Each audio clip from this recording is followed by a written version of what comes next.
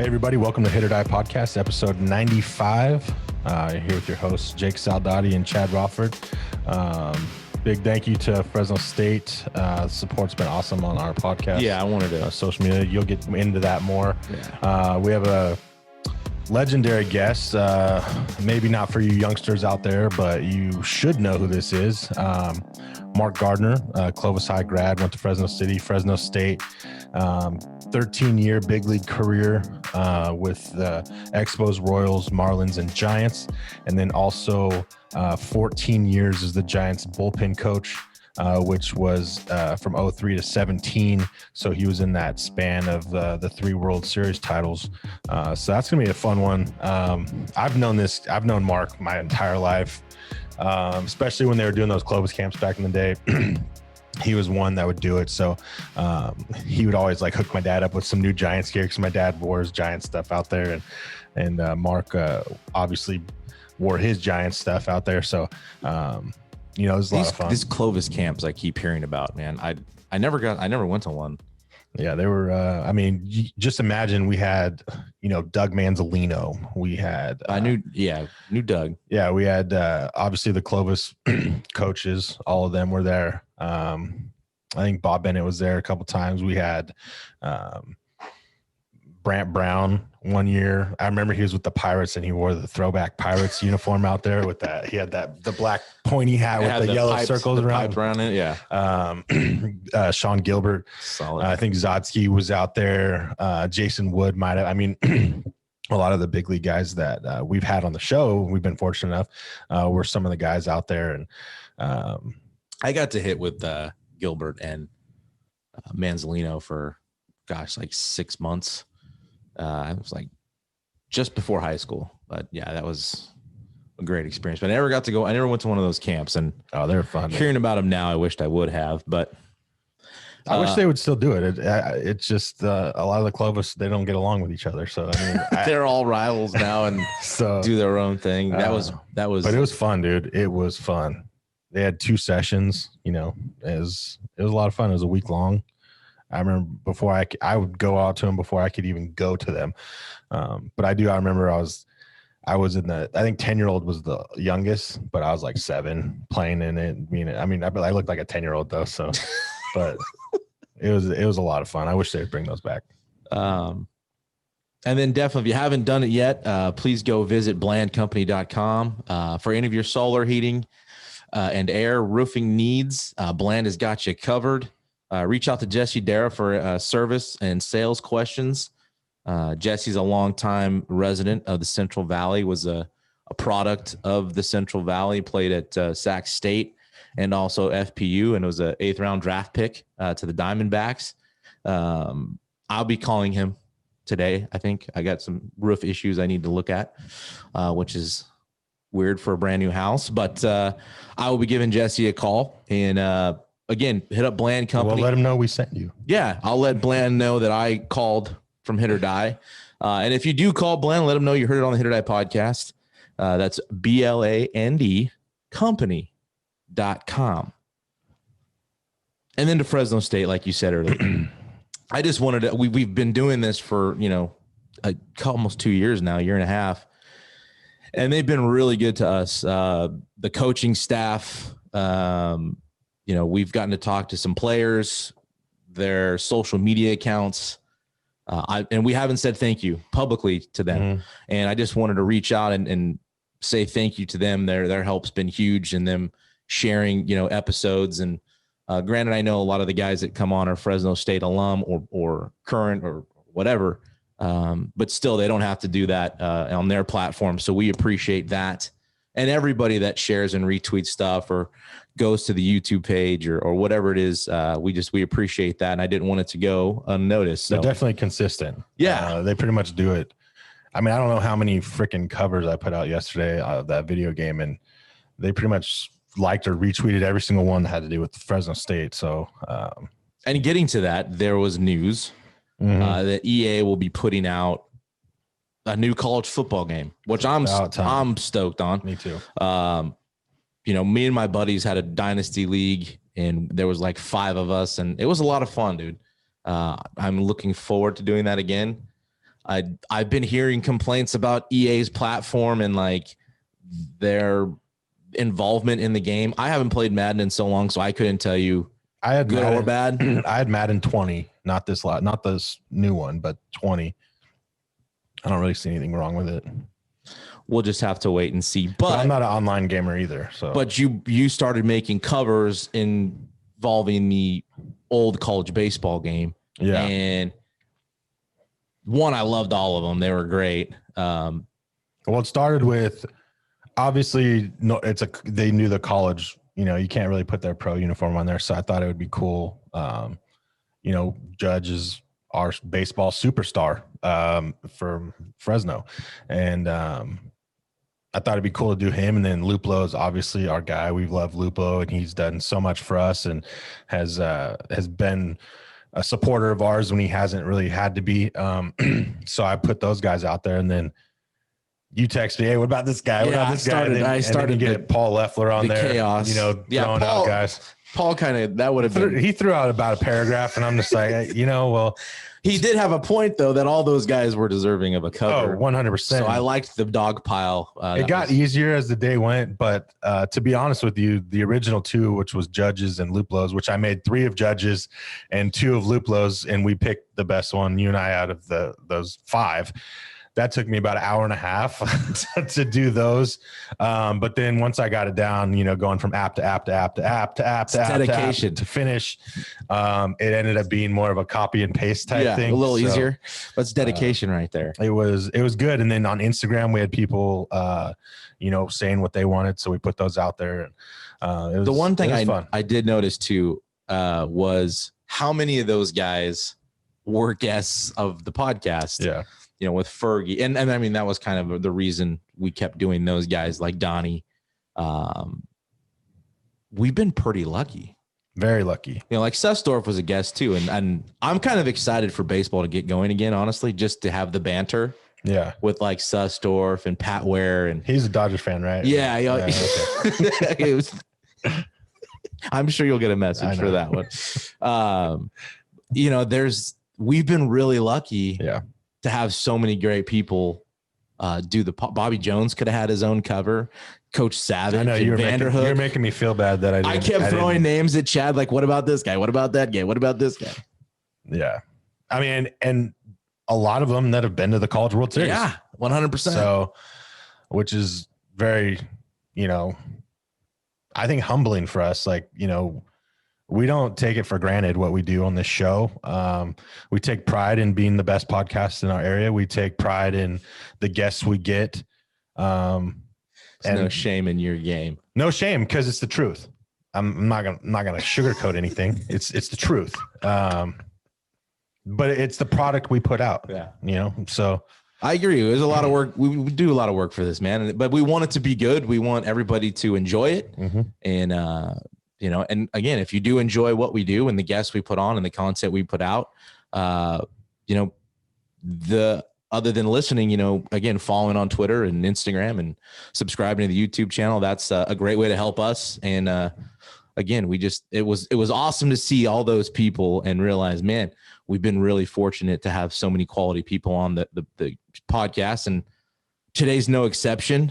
Hey, did you have a favorite cover that you made, honestly? Honestly, the Bennett one was not. You sent that picture. That was awesome. The Bennett, that did really well. Dude, I'm not going to lie. They were all great. If I had to pick one, Augie's looked really clean. Like, yeah. Cause it depended on how it got cropped too. Like some of them, Bennett's look clean. Augie's look clean. I think Donnie Walden's was sick. Just the way he's laying out for the ball. Right. And it wasn't the standard, guy swinging. Yeah. It was like a defensive play, which was kind of cool. But, I mean, I'm not gonna lie. I actually made myself on one, but I didn't send it out to anybody. Again, I love the honesty. And then I made an ORU one with us at the regional. You did make a HIT.OR.DIE show cover. I did make a HIT.OR.DIE show cover, and but I'm not gonna put it out there. I have another one that it's up my sleeve that I might make for the MLB The Show 21, but well, we appreciate it. All good. I know your favorite was Bennett. Yeah, that one just looked clean. I like, Bates was just legit too. Just, That's like a that's like a don't F with me. Like Yeah. I'm not Yeah. I'm here to I'm here to get down. You know? And he is game face. Is that what Paul Leffler said? Game face. Yeah. And then college baseball is getting ready to start. With local baseball, we really don't know. I can tell you that we got approved to get back into pods for high school. Beyond that, I really don't know.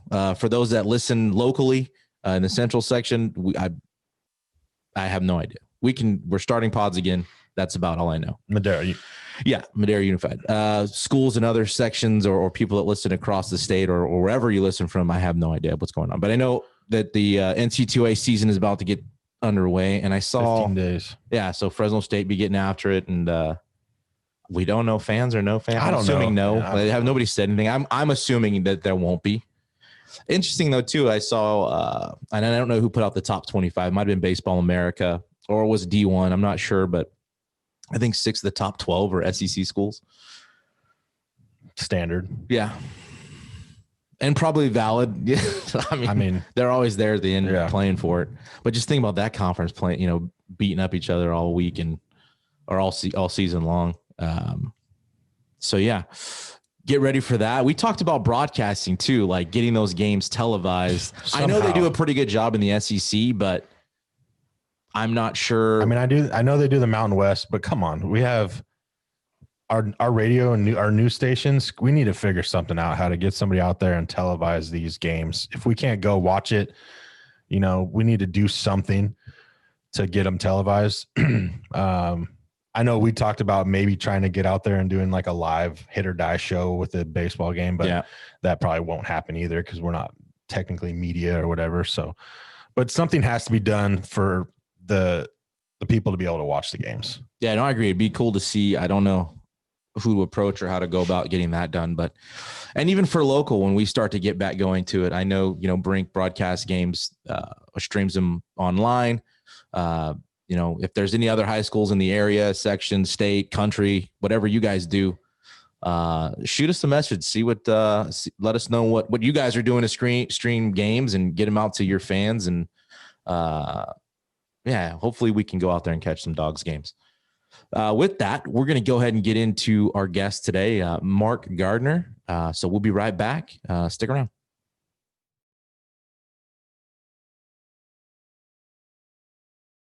All right, welcome back to the Hit.OR.DIE podcast. We got Mark Gardner on the Zoom call. Mark, thanks for joining the show. Yeah, thank you. You bet. Like I said, Clovis grad, Fresno City, Fresno State, was Big West Player of the Year at Fresno State his senior year. You were drafted 3 times, once at City, 2 times at Fresno State, 8th round pick in 85 by the Expos. Like I said earlier, 13 seasons in the big leagues, Expos, Royals, Marlins, and Giants. And then 14 seasons with the Giants as the bullpen coach, and was there for the 3 World Series titles. Man, that's a lot of time in the big leagues right there. Yeah, it was it seemed longer in the minor leagues. I was only there 4 years, but man, it seemed like forever, and the journey was going to take forever, or if it would ever come to fruition. But I enjoyed every minute of it. Those plane flights are a little quicker than the bus rides. That's what it was. They are. And you don't have to wake up at 4 a.m. to catch them. For those that maybe aren't from our area, Clovis High, as in the last 20, 30 years, has been a pretty solid powerhouse. What was the program like when you were at Clovis High School? It was pretty strong. We were probably a step behind Bullard at the time. They were the powerhouse there with the Noakes era. But we gave them a run for their money. We were right in there the years I was at varsity level. We missed out on the playoffs, I think, once. The one year, my senior year, we missed out on the last day of the season. But we were in the playoffs my junior year, and of course Bullard they were loaded with Hudler and Gaynor and Asador. It was quite a team, but enjoyed it. It was a good program. Buzz Nischke was the coach there. I was a shortstop at the time through high school. So I had some good times, and that's kind of where I got the taste of competition. Where you're in it and it means something, and just loved it. Did you play any other sports besides baseball? No, in the wintertime as a kid, whatever the season was, we'd pick up the football, the basketball, tennis. Soccer was kind of all my buddies like soccer, but I wasn't much of a runner. And but I enjoyed playing. But I think baseball was something I grew up with and just loved the players. I had some great heroes, that were just fun to watch. And then you go on to Fresno City, played for Lynn-Bordette, drafted out of there. Actually pretty high too. I think it was the 6th round out of Fresno City. What was your time like there playing for Lynn-Bordette? And, we've had guys talk about junior college. They grow up a little bit when they go to junior college, and if they weren't ready for the 4-year right away, and how much did that prepare you to go to Fresno State? Well, it was because of Lynn-Bordette kind of nudging another player to kind of get my attention to come out. I went to school. I sat out for a whole year. I didn't play baseball. They had told me that I would have to pitch. I was a shortstop, and I enjoyed being a shortstop. I didn't know anything about pitching, so I just went to school. I was going to become a teacher, a coach, and I think after my first semester and a half, one of the players, I can't remember who it was, but just kind of said, "Hey, coach would like you to come out and just give it a shot, and as a pitcher." And so I went out that next fall and went through all the training and made the team. And I think I only pitched 5 innings that year in the spring. And, I was pretty raw, and I had to go up against some of those Bulldog teams with Terry Pendleton, all these left-handed hitters. And all I had pretty much was a fastball back then. And I just either walked them or they crushed it. I gave up 17 runs in 3 innings in one game. It was disheartening, but Dick Selma, he'd come out there and he'd say, "Hey, come on now, just stick with it. This doesn't count. And let's try to figure this out and just kind of remember what's going on out there, and we can fix it next time out." And, from there on, it got better, and was really contemplating not coming back after that season. And Coach Bordette kind of pulled me aside and said, "Hey, listen, you see these numbers?" And he pointed to my innings, which was 5. And he says, "I want this up in the hundreds. I want you to pitch. So this summer, I want you to bear down, and I'm counting on you to come back next year and be our guy, be one of our guys." And I really didn't think he was, really ever really wanting me to come back, after that performance. But he saw something, and most coaches will see there's potential there, and it's their job to bring it out and test you and push you and see what you're made of. And that's what he did with me. And I appreciate him, giving me that second look and really saying, "Hey, I'm counting on you." That's all I needed. A little confidence and a little shove towards the right direction. It's crazy what Summer did, because you got drafted fairly early by the Angels. I think it was 83. 6th round. Yeah. Now you end up going to State. What was there a reason why you didn't sign or go pro with the Angels? Yeah, I don't think I was ready. This was fairly new to me. I was still learning breaking pitches, secondary pitches. I think the Angel scout saw something in me, because he left the Angels and became the Montreal scout, who ended up drafting me my senior year. So it was Lloyd Christopher, by the way, and he has since passed on, but he stuck with me, through the thick and thin. He had always talked to me at City, and he was very interesting to talk to. But it was one of those summers where everything I just put into to baseball, and everything I did was baseball oriented, and I just put everything I had into it, and went to that last year there, my sophomore year at City. Jamie Briscoe, I don't know if you know the name, but he was a highly touted pitcher. He's like 6'5", through gas. He was the highly talented guy, and I was kind of in the background. And so I was kind of fighting for my position, but I enjoyed it. And you know, like I said, the Cleveland Indians, I think, drafted me after that season. It just wasn't enough to keep me out of going to Fresno, or to Fresno State. Was that, you know, were you looking forward to being around Bob and learning more of the pitching mechanics side and like kind of, I mean, he's pretty much the pitching guru of all gurus where it started. Was that a big factor in that decision?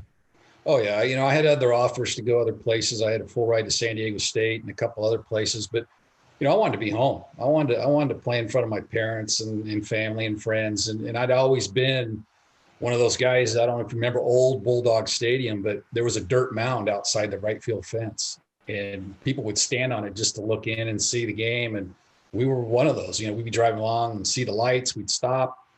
Dad and I'd get up and look over the fence, and I just, you know, thinking in your mind, I really like to be one of those guys. I'd like to be a Bulldog someday, and just thought the world of those guys. And when it came down to it, you know, it was I think it was the Randy Azador's signing, which got me a scholarship to Fresno State. If he hadn't signed, he was going to come back, I would probably went to San Diego State.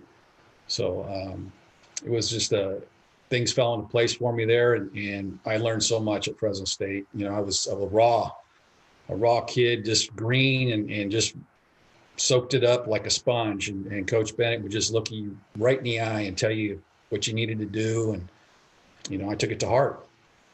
Yeah, I think we've had numerous players that have played for him, and even the coaching staff with Rupsich and Purse talk about him just as a teacher more than anything, how much he taught. It didn't even seem like a coach. Was that your same experience there?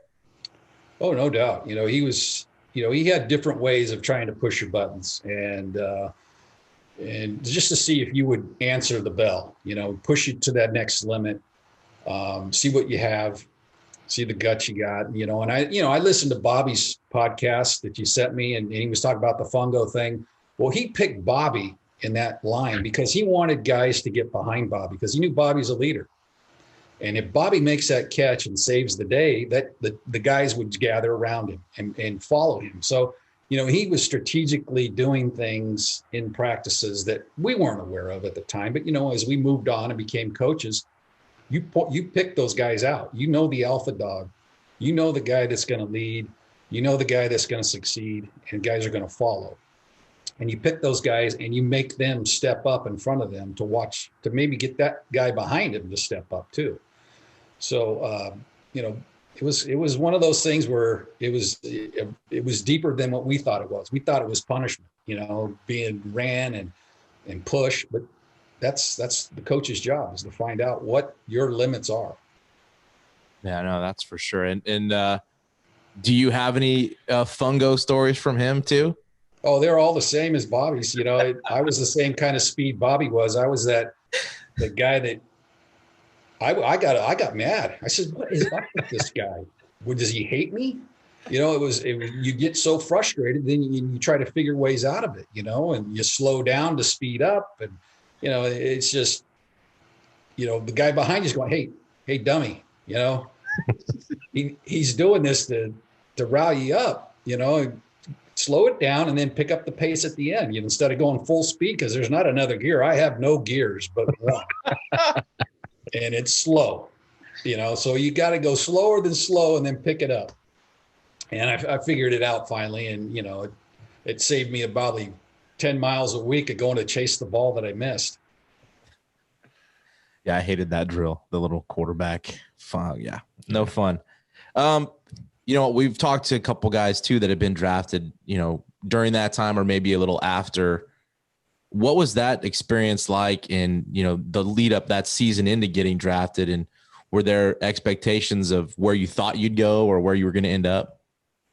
You know, I had no expectations at all. In fact, the first time I got drafted, I thought there was a mistake made. You know, I know I was at City College. I had a pretty good season and I felt successful, but I'd go, there's no way that I could be ready to go into the minor leagues. And, you know, and I think the scout might've thought that too, but he wanted to get me into the system and just kind of let them know that they're watching and maybe to take that extra step.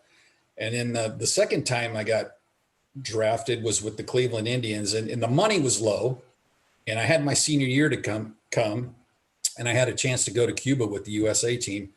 And I just didn't think it was enough. It wasn't enough money to forego my senior year and all those experiences to be the Friday night guy. And, Hoover had been the Friday night guy, and I was the third guy. And I wanted to be that Friday night guy. That was my goal. And finally, to get that chance, it just wasn't enough to get me out of school and go into the minor leagues. And I still felt like I needed to develop some more and get those other pitches ready. And I figured, why wouldn't I do it with the best guy in the country with pitching and at Fresno State? So it was a good choice, because that senior year was just so much fun. And it, we had a good team, and we just missed out. We lost in the regional that year to Arizona, and, we probably shouldn't have, but we did. And, there's just some great memories and great friends, lifetime guys, lifetime friends. And just, you can't put a price tag on that. And that's just one thing that, you look back and you say, wow, that was a good call, because you've been through every level, and that college level was the best time of your life. You had no worries, you had no bills. Living at home, eating good food, not living in an apartment, and just great times. And looking back on that, the draft system was just so, it wasn't as, televised. It wasn't hyped up as it is now. So it was definitely, at Fresno State, was nothing big, because we had 7 to 10 guys drafted every year. Right. Yeah. So, we knew that a lot of us were going to probably get drafted, but never thinking first round or anything like that. And, and I never thought baseball would be a career for me anyway. How was that day you get drafted, and, I'm sure you're with your parents, and the emotions, going from didn't even play your freshman year of junior college to not wanting to pitch to, just that whole, college career leading into that day? Well, it was very good. It was very exciting. And I knew as a senior, I wasn't going to go too early. And, I wasn't going to hold out or anything like that. There's not much leverage you have. But a funny story, going back to the previous year, I did hold out as a junior. I thought I had some leverage, and I had some advice given to me. So I went to Anchorage, Alaska to play summer ball. And I told him I wasn't going to sign him. Well, we're going to send a scout to see you. And he came out, and we met, and it was the area guy here in Fresno. And he said, how you doing? I know you're closing. That's kind of surprised to me. Well, I got here late. Wasn't a starter. I didn't get here in time. I became a closer. Had fun. Got to the NBC tournament. And they said, well, we're sending one of our big guys down to take a look at you and see what you can do, and see what, he wants and what you want. Maybe we can do something. So the guy comes up to me after a game, a really good game. We closed it out, and I had a good inning. And he came up to me and he says, I think you can go a long way in our organization as a left-handed pitcher. And I went, what did he just say to me? He was watching the wrong guy. He was watching the starting pitcher, who was from Southwest Louisiana or whatever. And I didn't want to say anything. He was an older fellow, and I didn't want to, disrespect him, but I just kind of put that. I says, well, I think maybe I better not sign here with Cleveland. I might get lost in the shuffle. But it was just a funny story that, he was leading up to this, and he was giving me all this stuff about, I'll go right to the Indians and get what you want. And it's a kind of a cute story at the end there. But the day I got drafted by Montreal was just, I knew I was going. Didn't know where, but I was going to go somewhere and play baseball for a paycheck. You don't know really until there was a phone call, I'm assuming, right? So the Lions got to be free, because there was no cell phones back then. So you don't know what round it's in. Somebody calls you and says, hey, here's what's going on. Yeah, they did. They called me and they told me the scouts would be coming over to my house. The area guys, they sent 2 guys over to talk to me. And I think at the point I said, well, let me talk to my agent. They just wanted to just meet me and the family, and just came over and said hi. And they said, okay, well, we'll be in touch. So my agent went back and forth with these guys, because they kind of came in at a low ball number. And the year that I had was pretty good, and I thought maybe I should get more, but he got a few $1,000 more. And I think it ended up being the 10 grand sign, back then. And I said, fine, let's go. I'm ready to go. And so a week later, the scouts came back, signed me, and off I went to Jamestown, New York. How was that when you first get there and maybe facing some older guys that you're not used to facing, or just like you said, the lifestyle? Yeah, it was different. I tell you, I wasn't used to being away from home, and getting in. I had to get into a really small plane to land into Jamestown, New York, and really didn't know where Jamestown, New York was at the time, and got in there. Was bused to this kind of a old style hotel motel. It was on the side of the road, but it was next to the stadium or next to the ballpark. And they gave us 7 days at the hotel, and you had 7 days to find a house or a place to stay. And I was kind of the older guy because, I'd stayed out a year. So I was 23, and these other guys some were out of high school, some were junior colleges, probably a year or two younger than I was. And so as we got together, we were there for a week just training to get, bunt drills and all the signs and all that stuff. And then they had the group separated. One went to Utica, I think it was, Utica, New York. And Larry Walker was in that bunch. So he went off to there. He went off to Utica. And then I stayed at Jamestown. Randy Johnson he was our number 2 pick that year. We stayed in Jamestown. And the games started. Well, I pitched in 3 games and did fairly well, didn't walk anybody, struck out some people. So they promoted me after 2 weeks, which was a godsend, because the place I was staying in was renting a room in a 10-room house. And there was people we didn't even know were in the same place, just renting rooms. Yeah. And the dishes were piled up in the kitchen. You couldn't eat there. It was filthy. My bed had no sheets. I had a pillow, and I had a roommate at the foot of my bed who snored like an old bulldog, and thank goodness I was only there 2 weeks. I pitched my way out of there and got to West Palm Beach and pitched there for a while, the end of the year. Yeah, it's a little nicer in West Palm Beach. I can imagine. Yeah, I got lucky and found some guys that needed a roommate, and there was I think they had a 3-bedroom condo. And so there was 2 of us in each room and 1 guy in the master, but the rent was, a lot higher. And I think we were making $700 a month. So it was a lot of hamburger helper and cheeseburgers, pizzas. The glorious life of minor league baseball. Glamour. Yeah, it's not fun. But to get to, it's funny you say that though. But I would do it in a second. Everybody that we've had that's gone through the minor leagues, some of the fondest memories that we talk about are those times. Yeah. Well, I think too, you have some great bonds and some really, you're going through tough times and you're with these guys and you become lifetime friends. I still talk with probably 8 to 10 guys from that era where I lived with them in West Palm Beach and AA. You were close knit. You had to be a group because it was too expensive to be on your own. And, the wives would stay back and they'd get together. And, so it was, you're one big family, and is what it ended up being, and still friends with a lot of them today. Yeah, I love that. From that, what we always, our favorite part is getting the call-up story to the big leagues. Where you were at and the moments and getting to the ballpark. Was it the next day and so on? But could you go through your call-up story? Yeah, I was in Indianapolis playing AAA in 1989 and was having a pretty good start to a year. I think it was in May.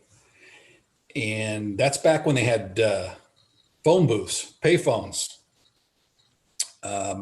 And I got called into the manager's office, and he said, listen, I got some news for you. And I was like, you don't think you're going to get the best news. And he says, you're going up tomorrow. and the team was in the hunt, happened to be in the hunt in May still, and they got off to a pretty good start. And I go, you got to be kidding me. I says, he goes, no, you're going. Okay. Because I had been disappointed in spring training. At the time, I was going to be the 5th starter. And the last day, they told me, you're not going. They got Pascual Perez out of rehab, and he made the team. Well, he got off to a rough start. He was 0-8. And so they called me up. I went to the payphone out front, putting in quarters, called Fresno and told my mom and dad that I'll be going up. Don't know when I'm pitching, but I'm going up. And I thanked them, for their support, because they'd been coming out to all our minor league cities that I'd been in, and they'd come watch me.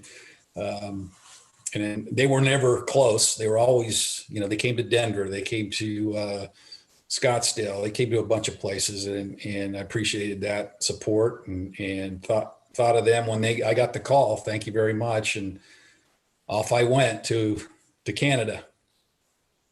That's got to be a fun phone call to make, though. Like, not the one where you're looking to get bailed out somewhere. And so when you get there, everybody we've talked to, for the most part, it seemed like it was like a mad dash to get to the ballpark. I mean, were you in the same spot? Did you have to get a suit or anything like that? Well, in AAA, we had to wear a sport coat and a jacket. And I don't think the Montreal had the suit dress code. You just had to wear a sport coat, and tie, I think, might have been optional. So it was pretty lax for those days. Most teams were sport coat and tie, slacks, but they figured, we want our AAA guys kind of wear the same stuff. So when they do get called up, it's not a big transition or it costs them a lot of money. So it was a pretty easy transition. And I got there, and I got there in the morning, so I didn't have to rush to the park. It was a night game. I got to the hotel, settled in, and then got to the park. And, I didn't pitch for 10 days. I sat on the bench. I was kind of being used as a long guy. My first appearance was in relief, 2 innings in relief. And I think I did that twice. And then I finally got a start, I think 5 days later after my second appearance in San Diego. So that made it nice. The family could come down, and the friends, and everybody could come down to San Diego. Unfortunately, it only lasted, I think, 3 or 4 innings at my start. Gave up a few runs and a couple of costly errors, and I was out of the game. And my old coaching mate, Tim Flannery, was one of those guys that knocked me out of the game. He had a double down the line. It was his last year. And I kidded him to the day that, hey, you got me sent down. He goes, well, you must have thrown me something off speed, because I know I couldn't catch up to the heater.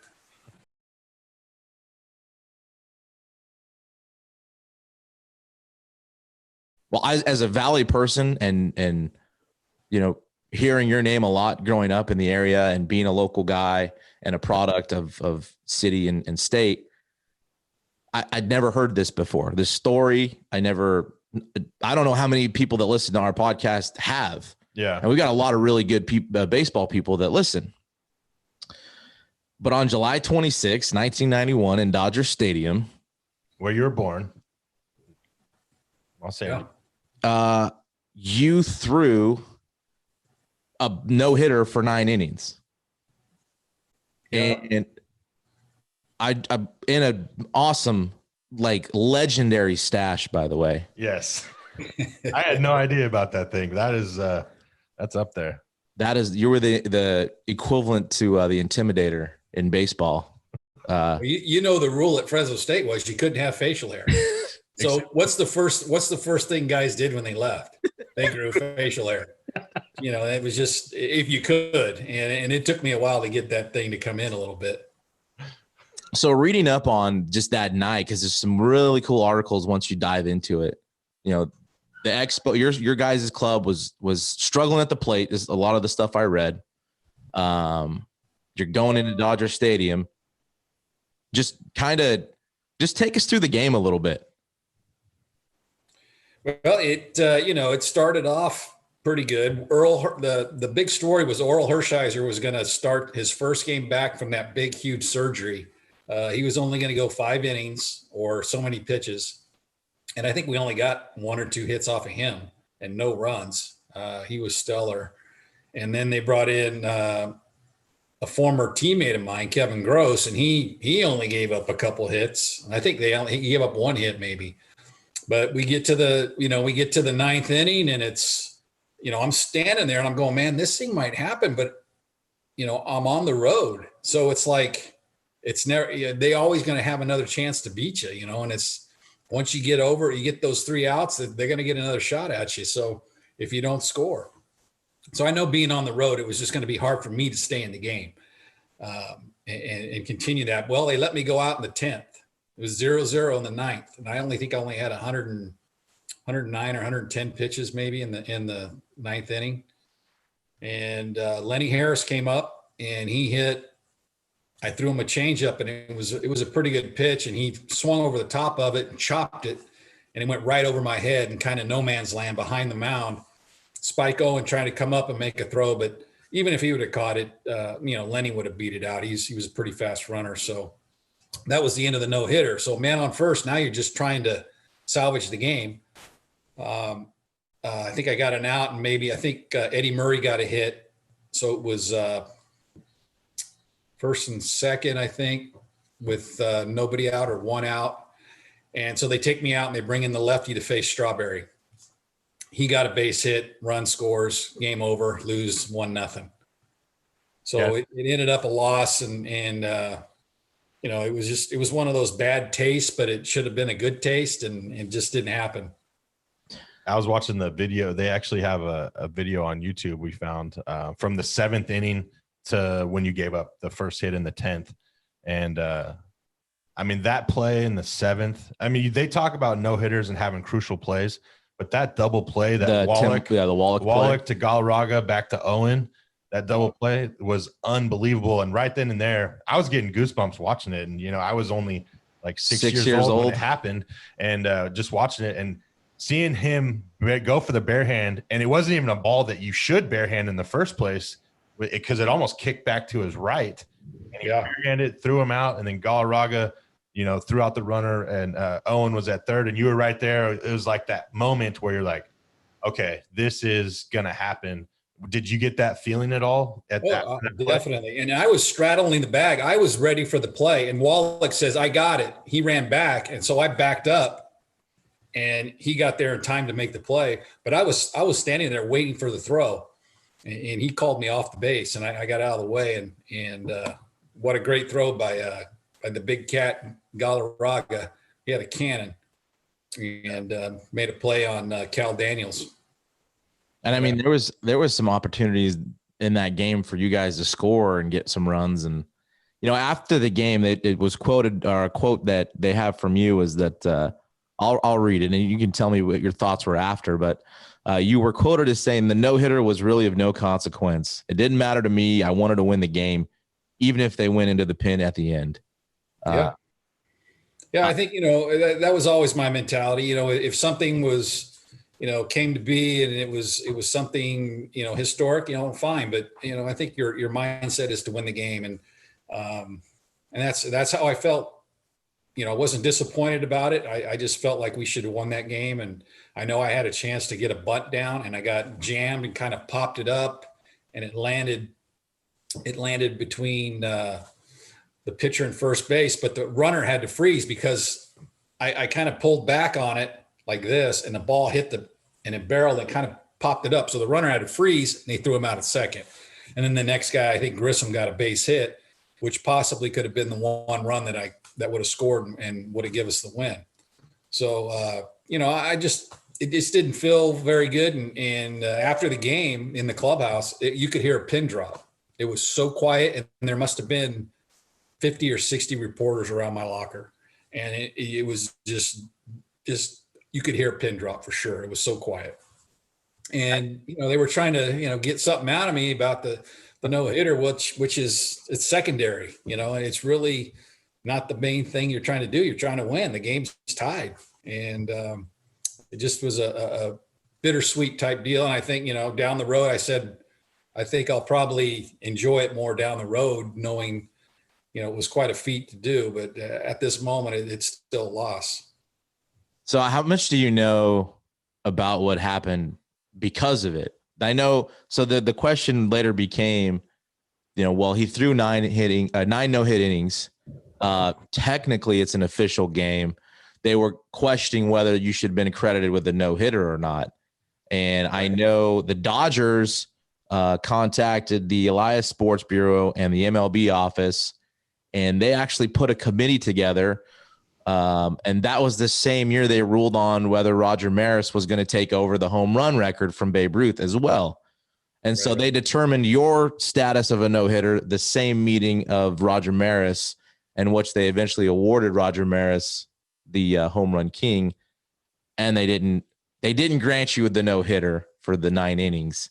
They gave me credit. They gave me credit for 9 innings of no-hit ball. Right. Yeah. The Hall of Fame sent me a certificate and a lifetime pass to the Hall of Fame. They actually had my picture up in the Hall of Fame in the no-hitters section for a while. But it just does not on record that it is a no-hitter. It wasn't a complete game by myself, because I did go out for the 10th and the game was not, wasn't decided after 9. Well, they were questioning how it was defined, right? Because in the rule, it was defined at the time.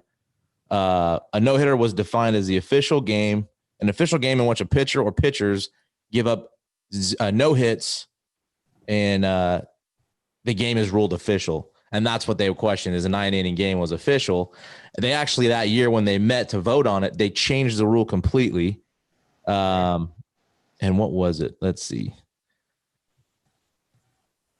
The committee also altered the definition that year of a no-hitter, a game in which a pitcher or pitchers complete a game of 9 innings or more without allowing a hit.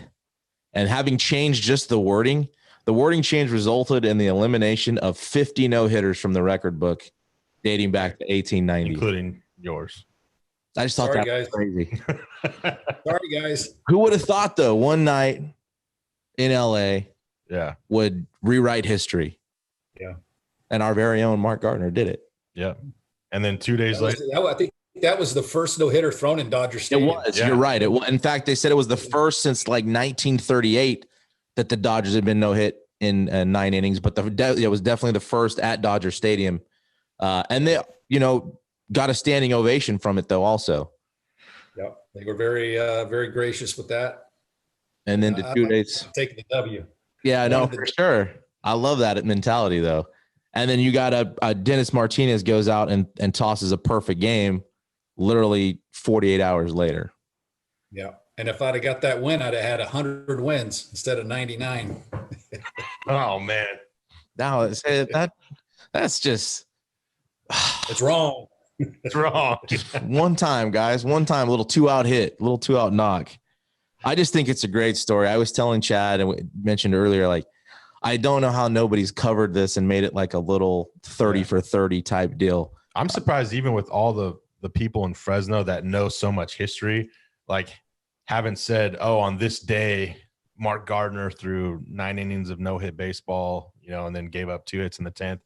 Because I've never heard that story, and I've known you for, pretty much all my life. And I still have never heard that. So when I found out, I'm like, man, that's unbelievable to be on that side. But to be in that moment, but like you said, that's just your mentality. That's the Bob Bennett way, is just you want to get that win no matter what. So yeah, and the cool thing about that night was I had my whole family was there. I had good friends there. I had both my grandparents, my grandfather, grandmother who had never seen me pitch, and my grandmother on my mom's side, and my parents, and of course my sisters, and I had the whole family there. So it was one of those nights. And so after the game, we all meet up in the hotel afterwards, my hotel room, and they want to talk, and then they thought it was just the greatest thing, and I'm still in loser mode, and going, what could I have done better, or what could we have done, and so it was nice to be able to have the family there and do something like that for them, and still, but that bulldog at heart was still trying to figure out how to get a win out of that. No, I think it's a fantastic story. And for those that listen, like Chad said, there's a clip on YouTube Mhm. You need to go watch it. It's really cool to see. The mustache is on point.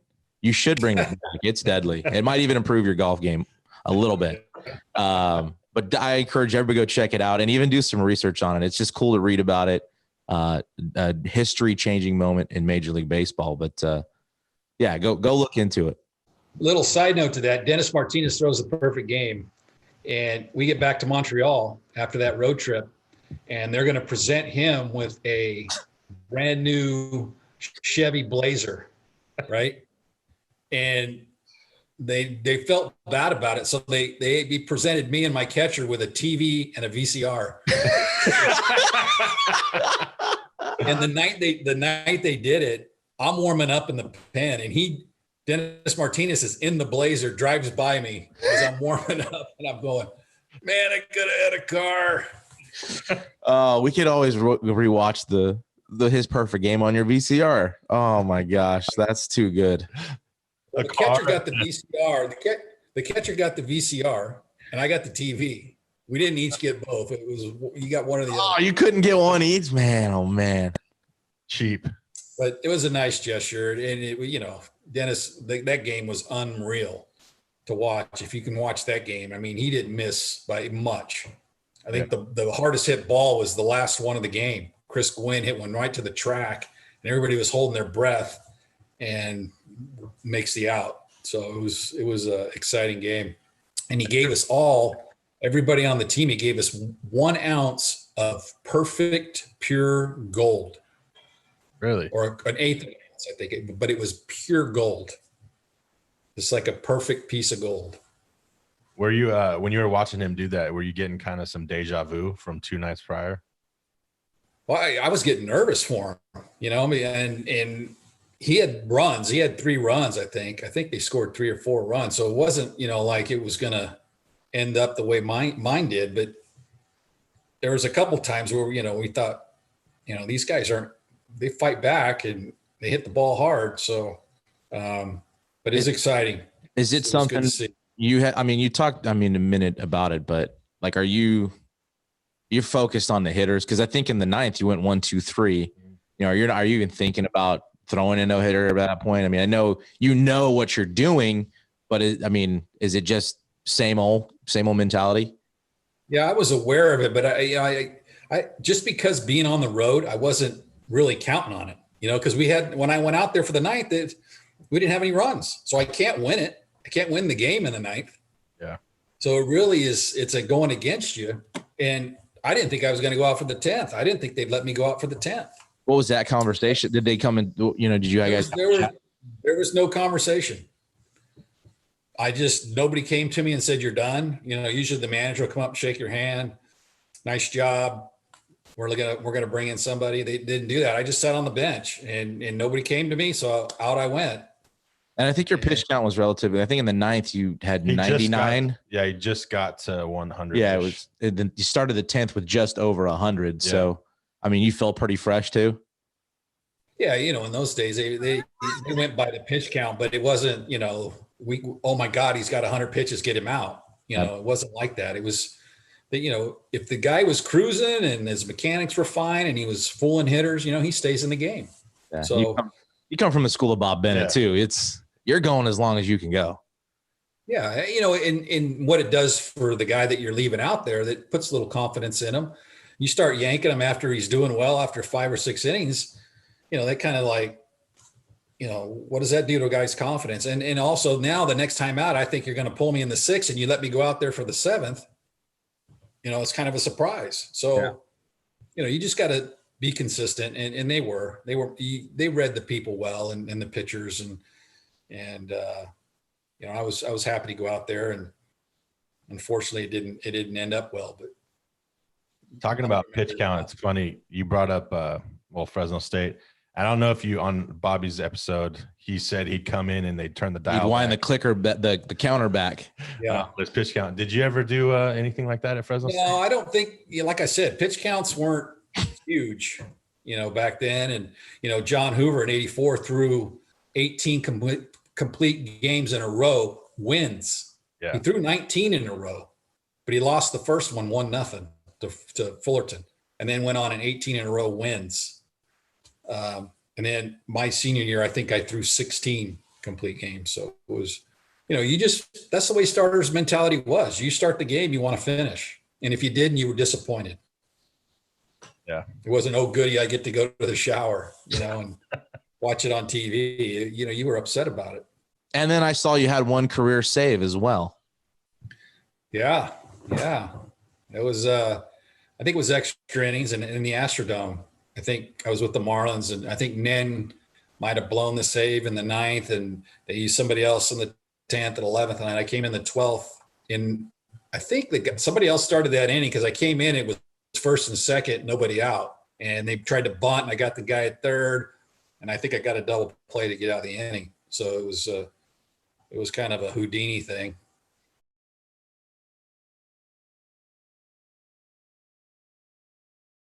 I know you end up getting to Florida, and there was one, I bring that up because there was an interest. I'm looking into some stuff, and I saw that in one game in 1995, yourself, Terry Pendleton, and Eddie Zosky all got into the lineup in one game. And I'd never heard, I don't know, I'd have to look it up, but 3 Bulldogs in the show in one lineup in one game, probably has never happened before or since. Yeah. Yeah. We thought it was such an odd thing and a great thing that on picture day, when we were all doing our pictures for baseball cards and for the media guide stuff, we took a picture of all 3 of us.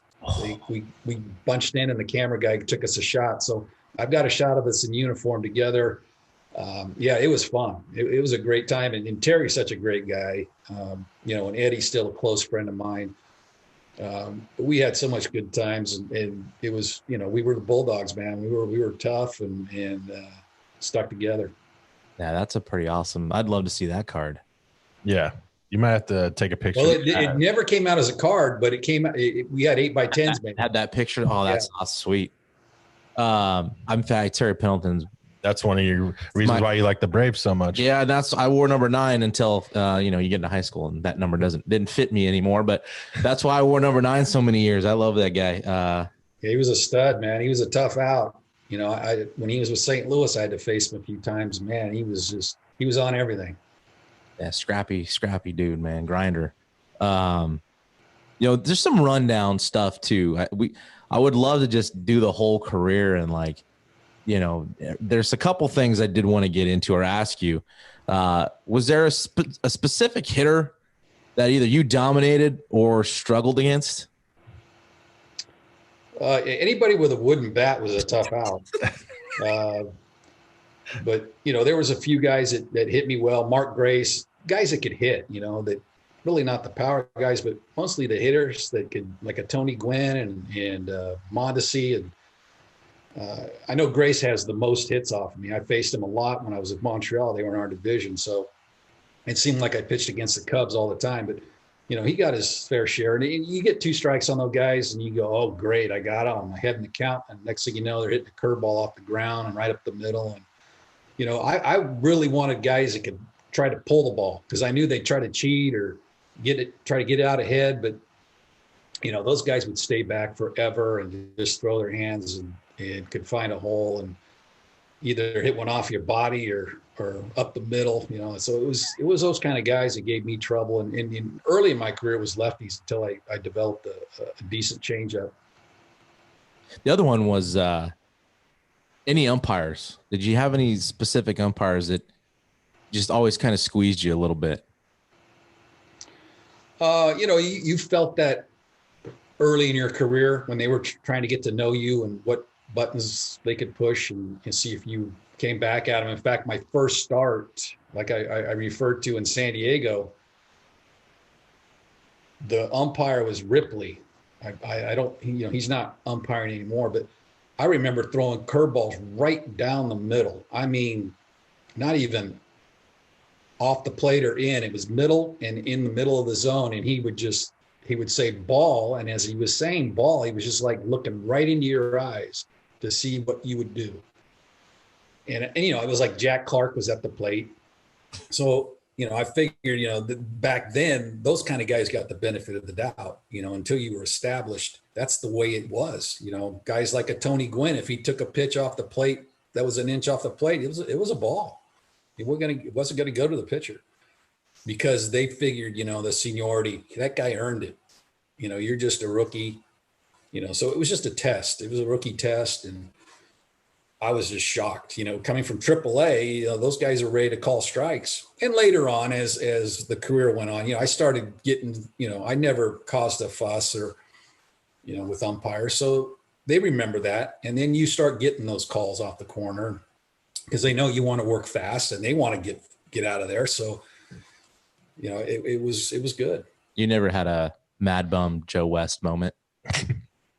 No, I really didn't. I knew that arguing with umpires weren't going to get you anywhere. And if anything, it was going to hurt you for the next time. And they were kind of a tight-knit group. So if you yelled at one, the other ones were going to get you too. Right. So it was, I just figured, I watched enough games to know that it's just not going to do anything. They're not going to change their mind. Now it's different. They're not to blame anymore. It's, they got the video recall and all that stuff, the reviews, and, they're off the hook. So you don't see that much anymore about, the engaging managers and the umpires in fights anymore. And even the players don't argue as much. We've had in the past a couple guests that were pitchers in the big leagues, and recently did a playback from a former City Ram and pitched for the White Sox for a long time. And it was Bill Seamus. And we'd asked him a moment of did you ever have to go to bat for your team and throw at somebody or your guy gets hit, so you got to go kind of retaliate for the team? Did you ever need those moments or story that sticks out? Oh yeah, there was times, but it was never, it was never told to me to do it. Early in your career, it's just the way the game was. If you saw somebody doing something, a guy's diving out over all the other pitchers and they're hooking the balls down the line, you got to get the plate back. So mine was more that way, keeping the plate, not letting guys step out across and hook you. And it was kind of done on our own, and then it got to the point where you almost managers would say, I'll let you know if the problem. I would always go, like, if somebody got hit in the game, I'd always go back to them and I say, well, do you think that was on purpose? I would ask the hitter, because if a guy's gunning for you, what's happened in the past. And if they told me, yeah, well, then I would go after the guy. I never had that. Guys would say, nah, he didn't do it on purpose. But I'd always ask, because that's the way you were taught. And, I did, most of the time was just protect the plate. Guys that would hook me, next time up, I had to make sure I had gone in there. I got warned one time. I was in Kansas City and Bernie Williams had taken a pitch that was probably 2 or 3 inches off the plate away. He was left-handed. He went out and hooked me for a homer. And in Kansas City, that's a pretty good poke. So as I saw him circle the bases, I just made a note. I got to get this guy off the plate. He's going out there. So next time up, I threw inside, but the catcher was setting up away. And the umpire was setting up away, and it went right through, went right by his collarbone right here, but not real close to him, but it just went through the hole, and the catcher didn't get a glove on it. And here comes the umpire warning me. Manager come out. Why are you warning him? He says he's throwing at him. Well, I'm not throwing at him. I'm throwing inside. I didn't hit him. If I wanted to hit him, I probably could have hit him. Yeah. So, that was about the extent of that. And I never was really told to, hey, you need to take care of this guy. And one time that I did that in AAA, Billy Bates. You remember the name Billy Bates? Little guy from Texas. One of those leadoff guys, pesky guys. He, stretches doubles into triples and so forth. Well, he took a swing on a fastball away and he fell down across the plate on the other side of the plate. I mean, he fell down on his back. He swung so hard. So I looked into the dugout, and my manager at the time was Tom Runnels, and this was in '89. And he looks at me and he's shaking his head like this. Don't do it. like that, don't do it. And I just turned away. I drilled Billy. It was a 0-0 game. It was like in the 7th inning. I drilled him. Sure enough, he scores. He ends up scoring. It's 1-0. And I came out, I think, in the 8th inning, and it was still 1-0. And Larry Walker hits a 2-run homer. We ended up winning the game. And my manager comes to me and goes, well, were you pretty excited about that? And I said, well, I had to be done. I says, this guy can't be taking swings like that off of us. And he goes, yeah, but the game was on the line. I said, well, I can't pitch to a guy like that. I need him to be on that side of the box. I can't have him go over there.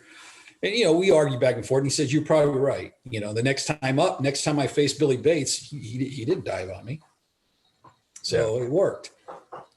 And luckily he got the W. Yeah. Yeah. It helps having a Hall of Famer and then line up in triple. Yeah, Before we move on, also Mark Gardner, the hitter,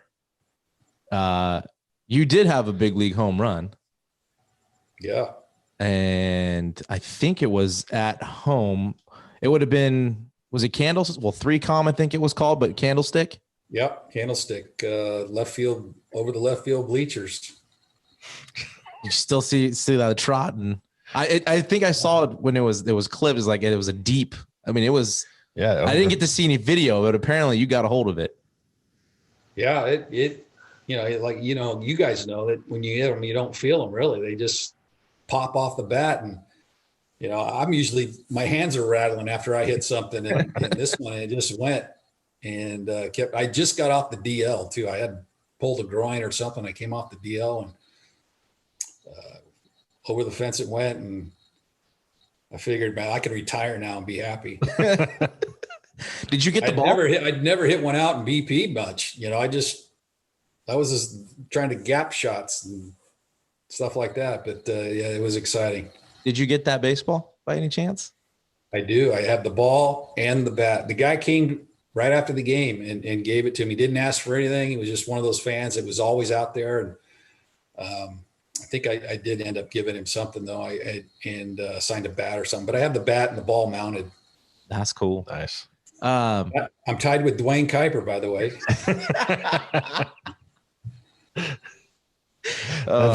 Little jab. I love it. Yeah. There was a moment we talked about during Bobby Jones's episode where you guys got to face each other in the NLDS. You guys ended up not getting the W that day. But just talk about even that moment pitching against another Bulldog and just kind of the pride maybe of representing the Valley, and then also, being in a big game like that. Oh yeah, it was a very proud day for Fresno, no doubt. I think to see some of the kids that came through Fresno State to be on national television in a very, large stage as a playoff game. I knew I was in for a big game because Bobby's one of those guys that, you can't bet against him. And, I think I would rather face a USC Trojan than a Fresno State Bulldog. And so, and he had the game of his life. He really did. And to strike out Barry Bonds, I think he struck him out twice. And, it was a controversial thing at the time. I think it was game 5, I believe. Game 5. And we had to win or else we were going home. And,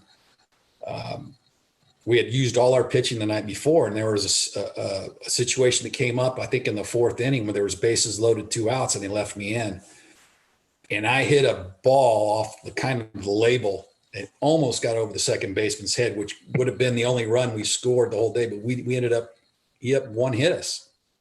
And, we were baffled and hit the ball hard, but right at guys, and Bobby pitched a great game, and we just couldn't score. And, rest is history. They went on to the World Series. Yeah, I still think it's awesome to see that moment with 2 Bulldogs on the mound. And I love what you said. Like, you'd rather face a guy from the Trojans or pretty much anywhere else than a Fresno State Bulldog. But it does go back to the history of our Valley and just how many guys came through, Bob Bennett and now Coach Batesel and the Central Valley period. I think the Valley is blessed with a lot of great coaches from the past and the future. They all came from that the Biden, Bennett, and even before that. But now they've come from those schools and have gone, and they're in the Valley. They're at our high schools. They're everywhere. And, we were very fortunate to have those kind of guys in this area. And I think you're seeing it still to this day, some of the development of these kids that are getting disciplined and they're getting the right fundamental stuff in the game, being taught the correct way. And not only that, and off the field stuff too, and being able to handle yourself off the field. And I think those are more important than the on the field stuff, and be able to handle yourself when you do leave.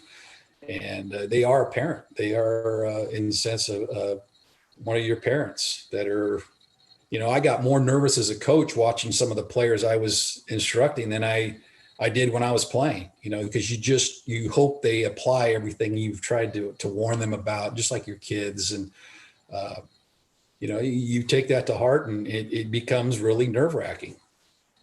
Yeah. No, it's so true though. When you got guys like Pappy and just all over the, Prieto, and there's so much represented in our area. Before we do get to the end here, I want to finish by talking about, you spent a lot of years with the Giants as a bullpen coach, and obviously as a player, you had some outstanding teammates. Out of all those years in San Francisco, I want to talk about, playing with Bonds and Kent and, Rich Aurelia and a lot of those guys. And then, having Mad Bum and making that World Series run those 3 years, and just your time there with the Giants. Well, I would say that those were probably the best years of my career were the ones with the Giants. I just felt like I was counted on. People were counting on me, and I was needed. And Dusty Baker was kind of the mastermind behind all that, how he could get players to really step up and overachieve and become maybe the player, twice the player they were before, just by, delegating responsibility and wanting to know if this guy can go any farther. He was the master of that. Each guy, he could read a person, 10 minutes into a conversation. So, Dusty was very instrumental in everything that I was doing there with the Giants. And I was very appreciative of him, showing confidence in me and a lot of other guys too, that weren't necessarily, the superstars. We were just kind of the supporting cast, and he made us players. He made us better players. And, all those teammates that I had with the Giants too, we were like family also, because we were very tight knit.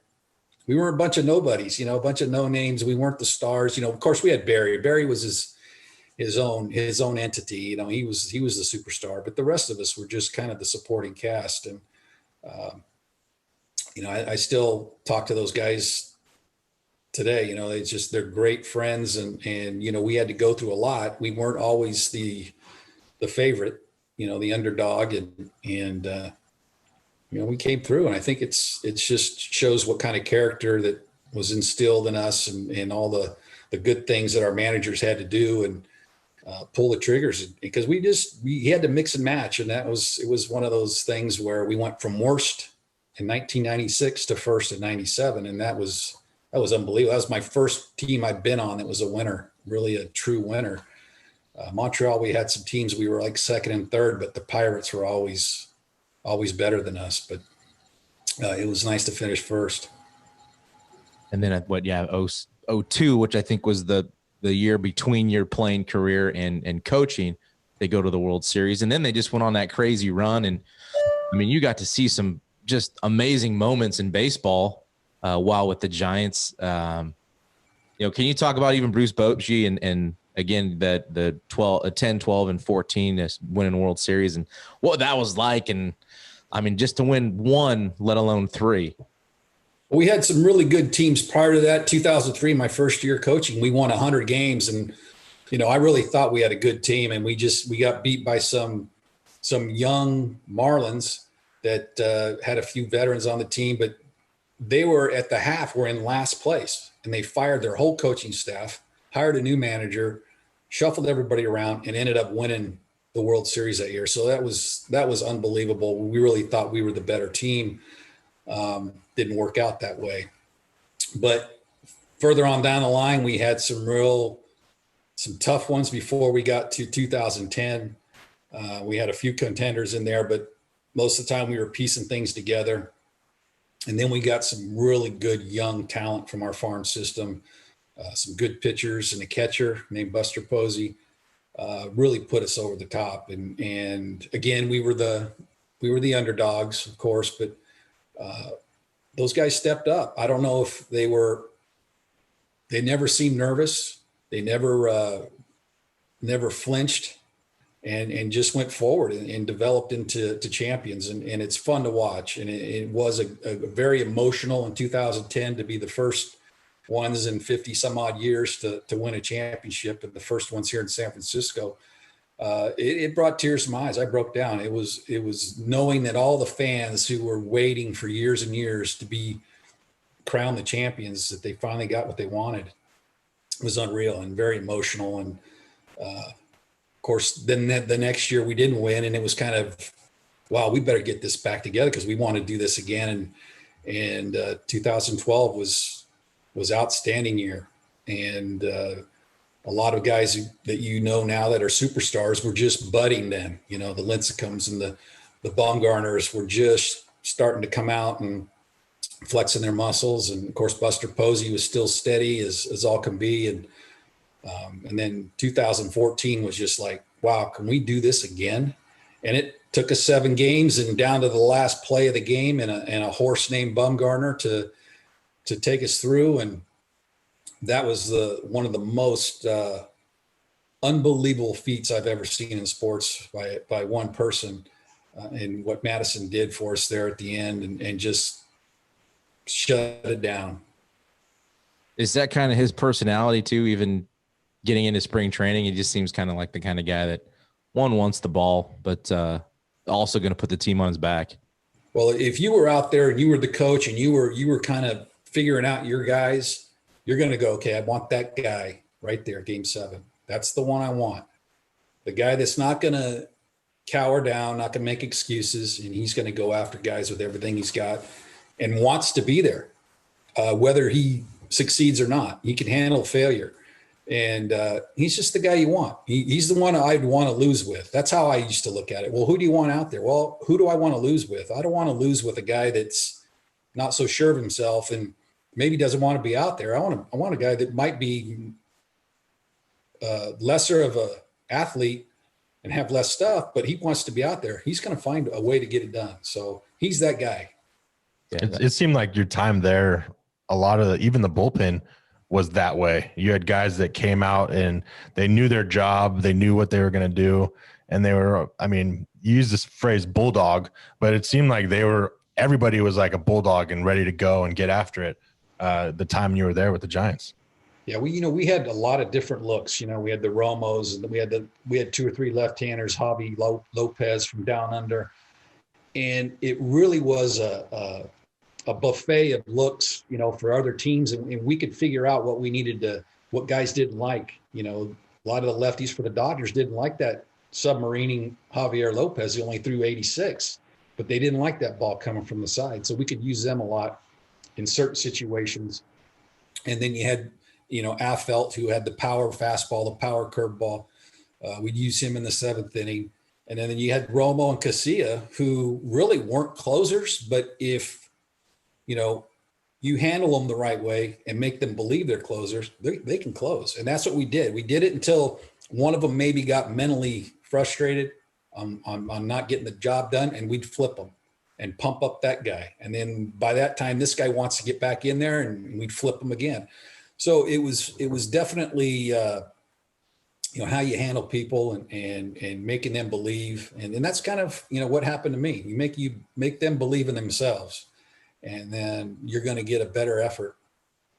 You also had a crazy closer, and Brian Wilson. Brian Wilson was a little bit of out there. How did you kind of just let him do his thing? How did you approach a guy like that? Yeah, guys like that, you set some boundaries, because if you don't, they'll go crazy. But there were some boundaries, and they were, mostly disciplinary, how you handle yourself, boundaries.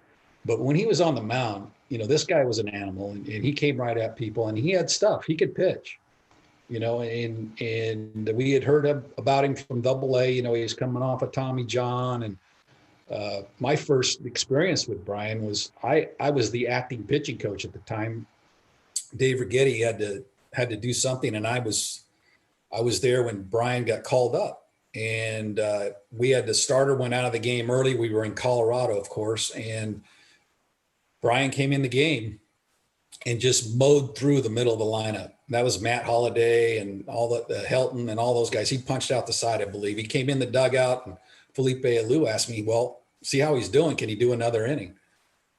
So I went over to Brian. I said, how you doing? He just looked at me with a stone cold face. He said, I'm fine. I go, can you go another one? He goes, yeah. So he goes out there. He gets the first two guys out, and then he kind of just, something's not right. He's not throwing the way he was the first inning. So we go out there. Well, he had torn his ACL or he did something to his, I think you know what it was? He ripped his groin. Is what he did. He tore his groin. And I go, when did you do that? He goes, on the first hitter of the first inning. I go, well, why didn't you tell me? He goes, I wanted to pitch. So that was the kind of Brian Wilson, and he pitched with a torn ACL in his elbow for 2 innings too. So, those are the kind of guys you want out there. And, Brian he was crazy like a fox. He let people see kind of a crazy image, but, he was a very smart guy, and, he's still a smart guy, but he's crazy like a fox. Yeah, they had all the recipe of a good team, right? Well, that run, I mean, that locker room was. I'll bet it was a great. I mean, you have some characters in there. Yeah, Aubrey Huff was in there. Pence and you had some guys. Yeah, we had the good mix of veterans and young guys. We had veterans that have been there, like the Burrell and Huff, and they kind of led the young guys to where they needed to be. And it was just a good mix, and guys got it done. Yeah, it looked fun. It did, and I'm not a Giants fan. Yeah, you throw Hunter Pence in the mix later on the next couple of years, and he was just unbelievable, positive guy, and really rallied around, everybody. He wanted to be everybody's friend, and he was. They loved him. I think was it 14? Panic was called up. It was a rookie, right? He made some great plays in the World Series, and it just kind of like all the moment, everything just kind of fell into place. It seemed like it just a crazy run. I had one more question, and I think it was in 12.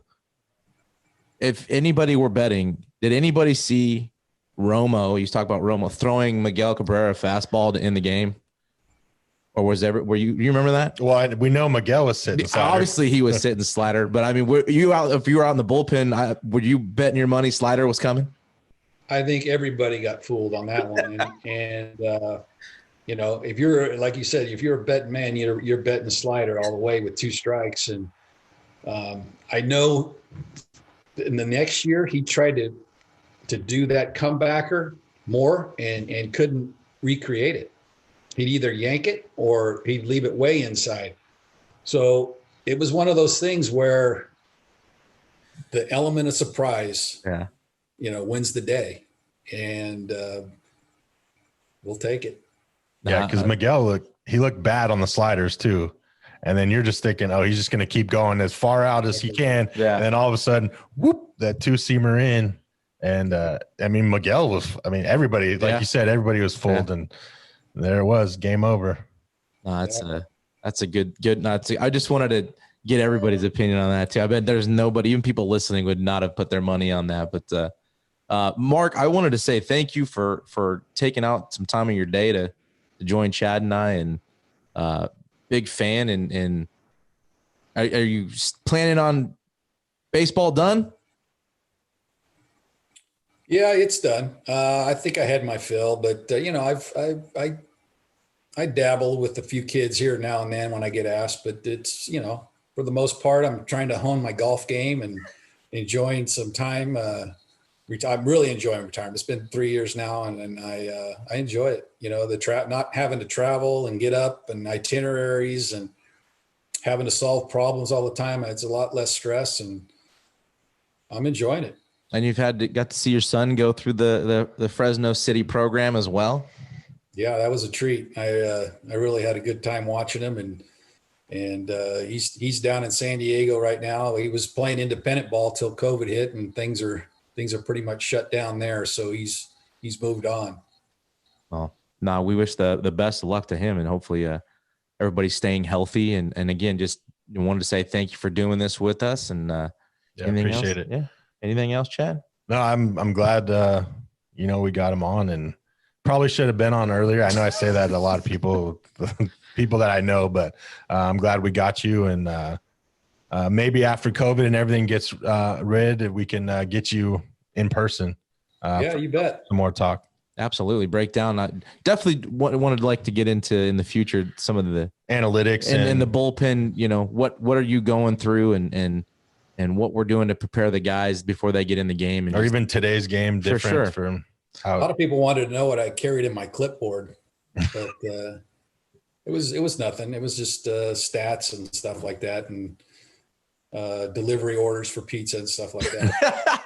Was most of that, I mean, I'll get into it real quick. Was most of that stuff, I mean, all determined or I mean, every series, I'm sure you've got breakdowns of every team, especially when you get into the West.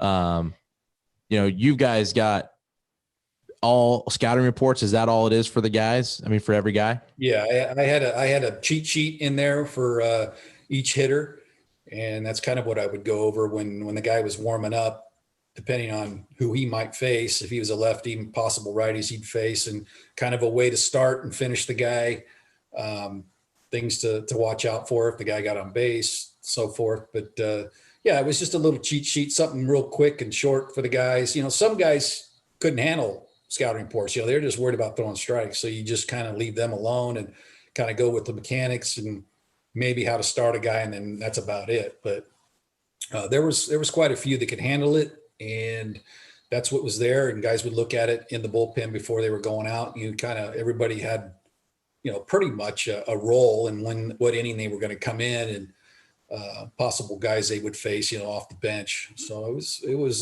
just a little, something to look forward to and not be surprised. Yeah, that's I don't know, man. I'd be stressed out, given the wrong information, or what guys like you bring up Brian Wilson, who have their own routine, and do I want to, get in the mix of their head or in their routine or while they're preparing. But definitely we have to get you back on and get more into that kind of stuff, and definitely the analytics and the way the game's played today. But again, just thank you again, and wish you all the best, and hope everybody stays healthy. All right, guys. Thank you. Say hi to your dad for me, Chad. I love him. I will, Mark. Appreciate it. And that's episode 95, Hit or Die podcast. Hit or Die.